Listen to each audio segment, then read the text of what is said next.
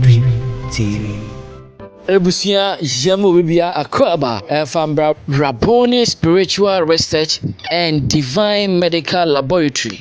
Rabboni Spiritual Research and Divine Medical Laboratory. Spiritual hospital Unyankopon Kasa and Ediabe Pimo Ewo Ensawum Oriku. Na oba Rabboni Spiritual Research and Divine Medical Laboratory. Adansie bebree na ekoso obi bia odene haw abebia no enya na yaresa amane haw na so eto etwa ene se wotime nkadea ne me kanfo Rabboni Spiritual Research and Divine Medical Laboratory edema esanse hona ne yare ene ohaw na last stop onua bia we ni da dikan ya wote Rabboni Spiritual Research and Divine Medical Laboratory. Me pa said ya wo yare a wo ko hospital ama doctor for show na omo yo lab na enwechi no omo samma we eduro nom no sanso na Rabboni Spiritual Research and Divine Medical Laboratory. Yes, spiritual hospital and this is Rabboni Spiritual Research and Divine Medical Laboratory. Oba spiritual hospital oba ye be spiritual lab na ya hwe niema how sunsu wiase na eno echi no nyame akua asa so apɛho aduro so de ama Rabboni Spiritual Research and Divine Medical Laboratory.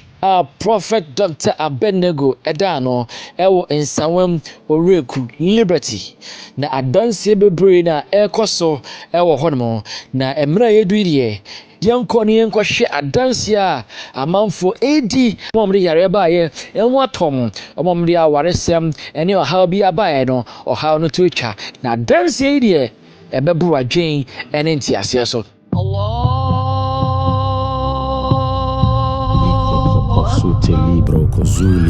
In the name of Jesus.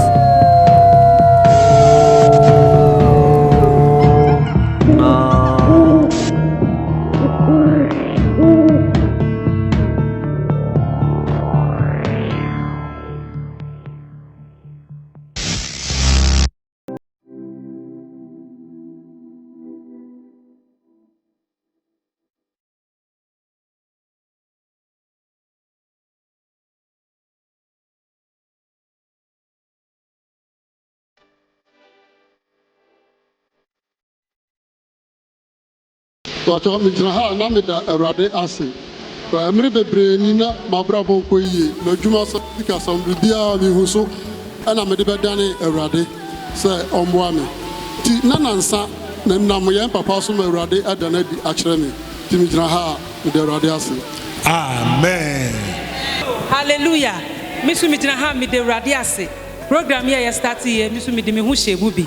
Na mesowa ba ku bia oyo beifu ankasa Jesse osori anopa bia pe no akotena ye fie gate ano obi obeba fie no mu bia na ote ho na ohwe o nti ebra ye kwakọ ware no ye koduru ye no se ye gate ni ye mienu me papa yo hene nti ye fa different one no o se ya mfa ho ambetia ne ntinu wa hu ye nti awale no onji ntum na nshranka nyankopon me wo had last week Monday no mo frɛ ye se ma me ne yare na ne ba se o mo fa ne mbra lakeside wo ha se nti no mo de ne ba aha na me se Awurade me ba na me se kingdom nyame Miss wa we do yo before into where ye mempese ye pesa di ni nipadua akoye kuro mu buem na mbom ye mfa ni fun emfa nkoye kuro is safi Awurade me to what so one wu Amen. Bon c'est ma Yesu Kristo. Aye. Mose Yesu. Hallelujah.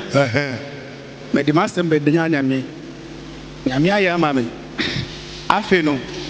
Me papa aye me o ti so oba na baby ameko eko gi edro se emboa me na menyama no na enye duro na eyewuo a menyama eyira nyina no eyewuo na mu pema me entina sa nyama nyina ayire fa free me nkyai nti meda kingdom nyakopon se waje me kra every ewuo nsem Mose Yesu monia adanse ne doson adanse ne bra adwen ene ntiase so wa hwe se amanfo di adanse so mo yare ko omo hauko oma pinisi ko oma titi na ko nti onua otiwo ho ye den wo ha bia wonemu amane bia wonemu yare ban na da so be ba jo tutumika na be piemu ewo ensawam oreku Liberty meda se sɛ woyɛ aso na wotumi hwɛ me nyame yɛ adom a yɛbɛsan hyia da foforɔ nyankopɔn ka wo